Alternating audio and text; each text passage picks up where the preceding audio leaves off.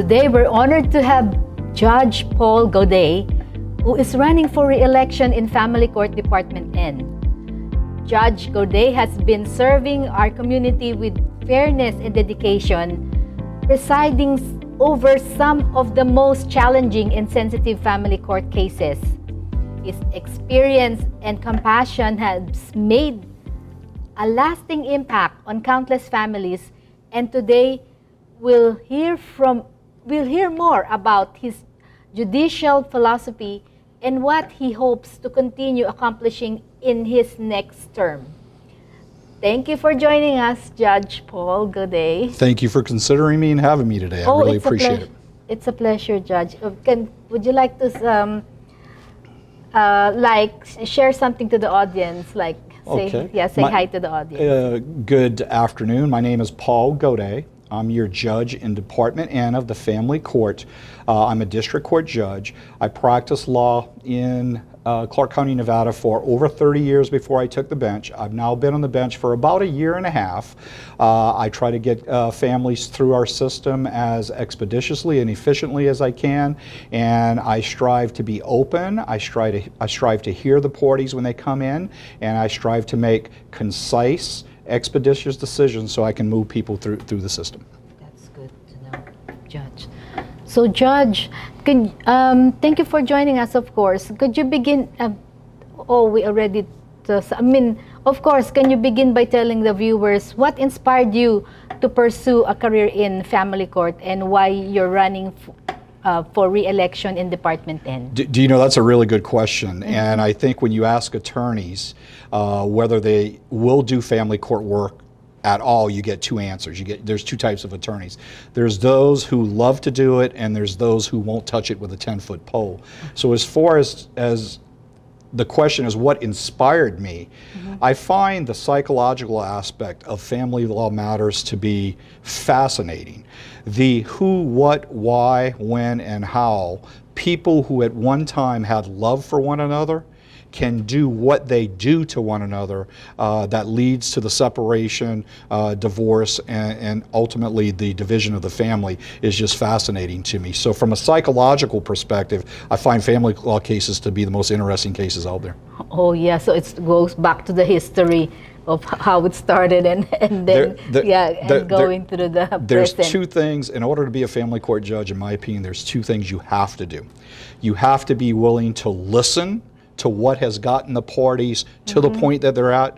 And the second thing that you have to do is you have to be decisive. You have to be willing to make decisions in a prompt, efficient manner so that they can move on with life as quickly as possible. Yeah. The psychological aspect is fascinating, and then the decision-making aspect is fascinating to me also. I really believe most of these cases that come before us as family court judges are really emotionally based. And if we're not decisive, if we don't make concise, expeditious decisions, we keep the people in this system a lot longer than we probably should. Oh yeah, so they really have to be analytical with everything. So family court handles a wide range of emotionally charged cases, for child custody to divorce. What principles guide your decision-making process when handling such sensitive matters? Okay, well that's a really good question also. Mm-hmm. I would say well over 50%, probably 70 to 80% of the cases I handle involve child issues. Mm-hmm. And in the state of Nevada, we have direction on what I'm required to consider in making a child custody determination. It all boils down to the best interest of the child. Now, what is entailed in a child's best interest? If you interview 50 different people, you'll probably get 50 different answers. But what the legislature has done in Nevada is the legislature has detailed for us about 12 considerations that I'm required to make in every child custody determination that comes before me. And what I try to do is I try to follow the law. I don't legislate from the bench. Once again, I take the factors that I'm required to consider. I listen to the parties in relation to those factors. I make findings based upon the factors, and then ultimately I render judgment based upon the findings and in relation to the factors. Also, I just want to know about this. Is there like percentage on emotions, percentage on the law, percentage on the Like, so how do you balance everything? Okay, so let's take it from this perspective. I don't necessarily need a presentation of the law because I know what the law gets back to Okay. those factors that I'm required to consider. What I hear from the parties is a presentation of the facts so that I can make a determination, first off, who's credible and who's not, who's telling me the truth and who's not, and then once I make the determination of the factual findings, then I go ahead and I take the factors and I apply the factual findings to the factors to ultimately arrive at a decision. So your emotions doesn't affect the law side of the... My emotions, I do not do. I guess personal experiences of a judge do come into play, but when it comes to emotions, I try to keep my emotions outside. The emotions of the family are really what's because some others, they would just cry and cry to show that they so they get the emotions of the judge and all the, but the thing is you base more on the facts. The right? facts. My job as a fact finder is to cut through the emotions, to make a determination as to who's being truthful with me. And once I make that determination as who's being truthful with me, I apply the factors to make a determination as to what custodial arrangement is going to suit the child's best interest or children's best interest. That's good to know, Judge.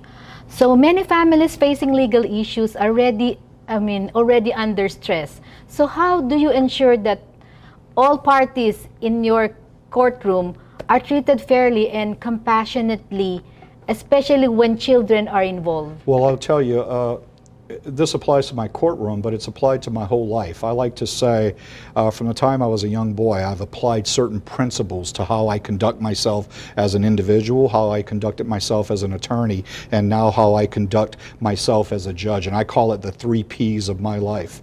First off, I try to be as polite with people as I possibly can. The next thing, the first P. The next P is I try to be as prompt as I possibly can. I value people's time. And the third P is I'm as prepared as anybody out there. Now, let's take them one at a time. I am polite to everyone that comes before me. Now, as a judge, I'm still responsible to control my courtroom.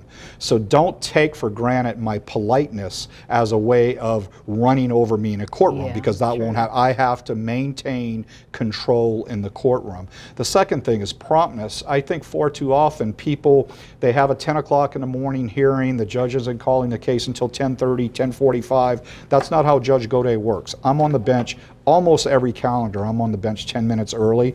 If people get to court early and they're available to have their case called early, I will go ahead and hold the case, I'll call the case early. And then with regards to preparation, I promise you, I promise the litigants that come before me that I review the pleadings that have been filed. I look at the factual contentions or assertions made in the pleadings. I look at the financial documentation that's been presented. And in being prepared or preparing from that perspective, that gives me a good idea of what's going to go on in court, the issues that are going to be brought before me prior to me taking the bench. And that's what circumvents my ability to administer justice to the people that appear before me in a prompt and efficient manner. That's nice to know that you have that 3 Ps that you implement yourself. You know, I mean, and if other people can apply those too. My mother and father taught me at a very young age: if you're 5 minutes early, you're 5 minutes late. My mother and father taught me at a very young age: if you aren't prepared to take on a task, you're elongating the time necessary to take on the task. And my mother and father taught me at a very young age: yes ma'am, no ma'am, yes sir, no sir. You treat others as you would expect those others to treat you. And that's basically what I've applied to my life. That's good to know, Judge. That's the judge we want to hear from. So what has been the most rewarding aspect of your life serving in the family court, and can you share a case or a moment that has particularly considered meaningful impact on you? Yeah, I can. That also is without a great, mentioning the names. No, I can't get into factual specific Okay, facts of a case. But I can tell you what I found most rewarding as an attorney. I typically dealt with other attorneys. I didn't deal with that many people that were self-representing or what we refer to as pro per. In taking the bench, I've had to deal with numerous cases where I have self-represented parties. I've kind of developed a style, a method on dealing with those self-represented parties. What I think is really necessary, I think everybody needs to feel like they have had their day in court. Everyone needs to feel like the person that is hearing their case, the judge, has heard what it is they have to say. And everybody needs to leave the courtroom understanding the decision that the judge made and the basis for the decision. So that's been very, very rewarding. Dealing with non-represented parties, parties without attorneys, can be very frustrating at times, but it can also be very, very rewarding. I adopted a philosophy when I practiced law. I almost took it upon myself to be an educator, because I thought if I could educate my clients on what was happening in the system, it would help them understand the system. I've carried that same philosophy to the bench. I really believe if I can educate parties on what is transpiring in the courtroom, it will help them understand and, just as importantly, accept what has happened in the courtroom. Now, the second part of the question was very pointed. I can name numerous cases that I feel very, very good about, but there's one case that sticks out. It was early on. I've now been on the bench for 18, 19 months, and this was probably the first month I was on the bench. I had two young parents that came before me that couldn't get along on anything. They would have argued that the sky wasn't blue. And I sat, and it took a couple of times, okay, but I sat down and I explained to them the difference between legal custody and the difference between physical custody. I explained to them the mandate of Nevada law for both parents to have ongoing and continuing contact with the child. I explained to them the importance of the child having an involved mother and the child having an involved father. And it took them coming back several times, but this happened about 3 or 4 months ago.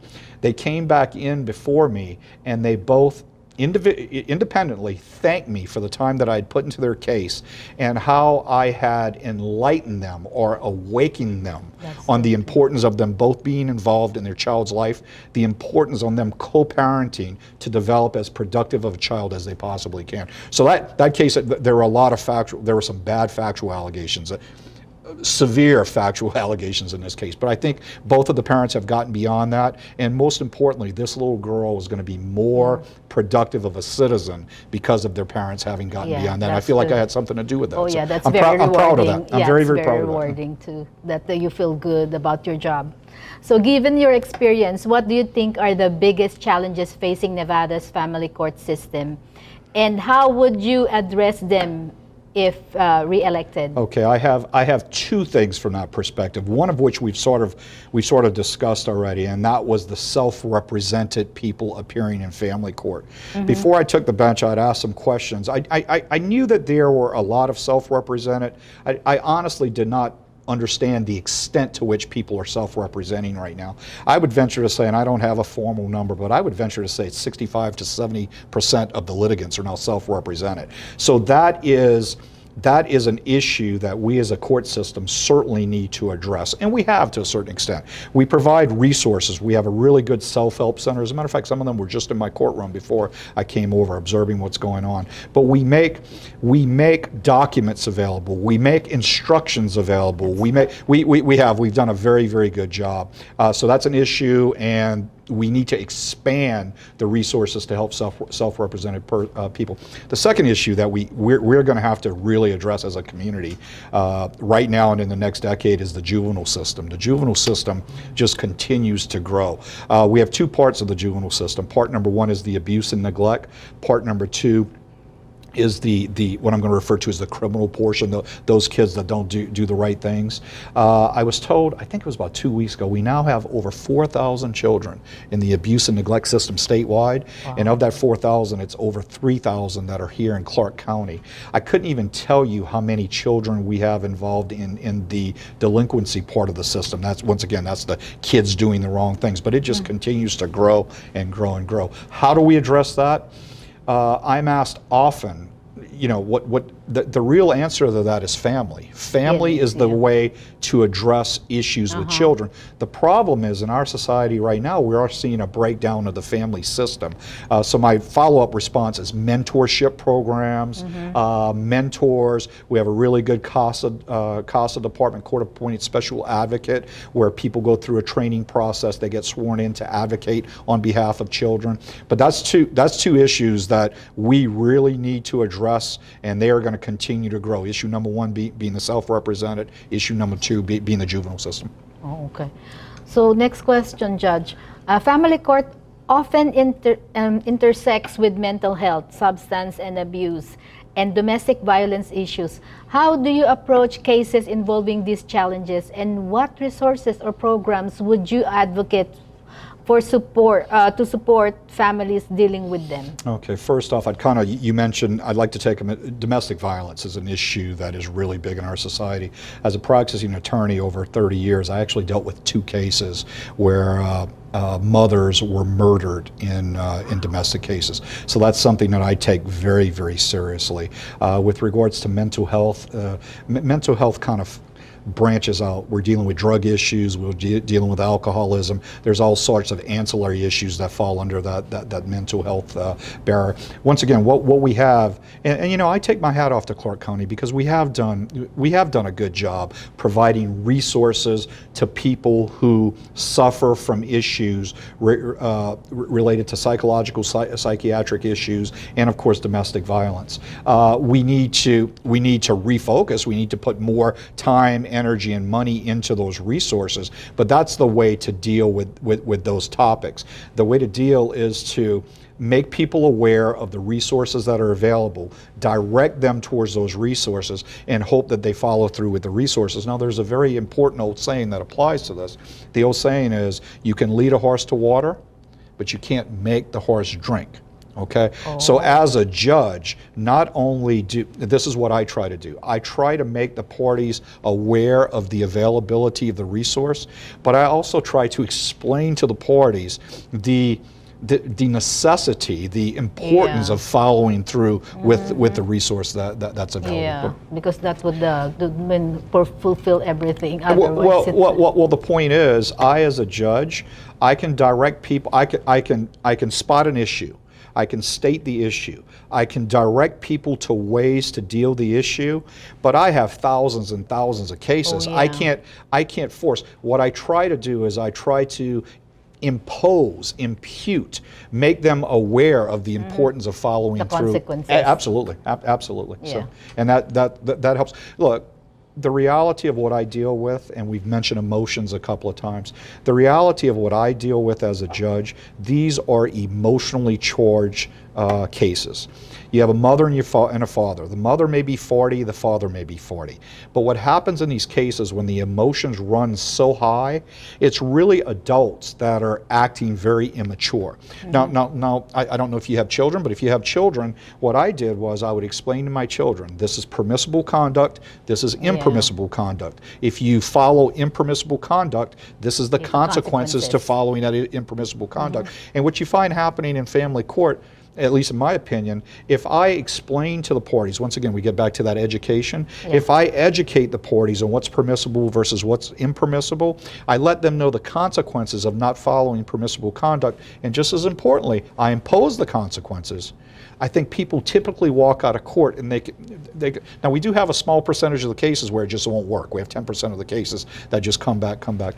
But yeah, I think the education component of it is very, very important. The consequences component of it is very, very important. And that's what I strive to do. I strive to make, I'm going to use the word healthy. I strive to make families as healthy as I can when they leave the courtroom. Like right in shape. Okay, so family law often evolves as societal norms change. How do you stay informed about changes in the law and ensure that your rulings reflect current standards and best practices? Well, first off, I make sure I review the statutes. I make sure I review any modifications or amendments to the statutes. I make sure I review applicable case law opinions coming from our Nevada Supreme Court and our Nevada Appellate Court. But in addition to that, attorneys and judges are required to maintain or participate, I guess is the right word, in continuing education classes. And we're required to do that. And what I try to do, and I've done this my whole career, I won't go participate in a bankruptcy continuing education class because that's not something I do. What I try to do is I try to focus on continuing education classes that will assist me in what it is I do for a living. So yeah, I try to keep myself updated on the statutes, absolutely updated on the case law. That's very, very important. And of course, my CLE, we refer to it as CLE, continuing legal education. Yeah. I try to focus on those issues that are important for my job on the bench. That's good to know. So for those watching who may not be familiar with family court, why is it important for voters to stay informed and participate in elections for family court judges? Well, to answer that, I'm going to say extremely important. I'm a district court judge. I'm one of the trial judges. I'm a trial court in the state of Nevada. The district court bench is broken down into basically 3 divisions. We have a criminal division, we have a civil division, we have a family division. Okay. When I speak to different groups, and this is sort of a rhetorical question, but I ask them, how many of you are convicted felons? Very few hands go up. I ask them, how many of you are involved in multi-million-dollar cases? Very few hands. Some hands go up, but very few. I ask a follow-up question. How many of you are married? How many of you have children? How many of you have brothers and sisters that have children? How many of you have a mom and dad? Oh, yeah. And when you look at it from that perspective, I'll answer the question this way. There have been studies done in the country. The studies say that the average American citizen will have 3 involvements with the court system in their lifetime. The chances of you appearing before a family court judge, in my opinion, are far, far higher than you appearing before a criminal court judge, and far higher than you appearing before a general civil judge. So it's extremely important that we, the voters of Nevada, know something about the people that we are voting for as judge. Make sure we get the most qualified, the most experienced people serving in that position, because when you go before a judge, you want faith in the system that a person with experience, knowledge, who knows how to do the job is doing the job and will be imposing judgment upon you. That's good to know, Judge. So that was an insightful conversation with Judge Paul Gaudet, who is running for re-election in Family Court Department N. His commitment to serving Nevada families with integrity and fairness is truly inspiring, and we wish him the best in his continued work. If you would like to learn more about Judge Gaudet's and his campaign, be sure to check out his website. Thank you very much, Judge Paul Gaudet. So, thank you for being with us today. Could you send them a message?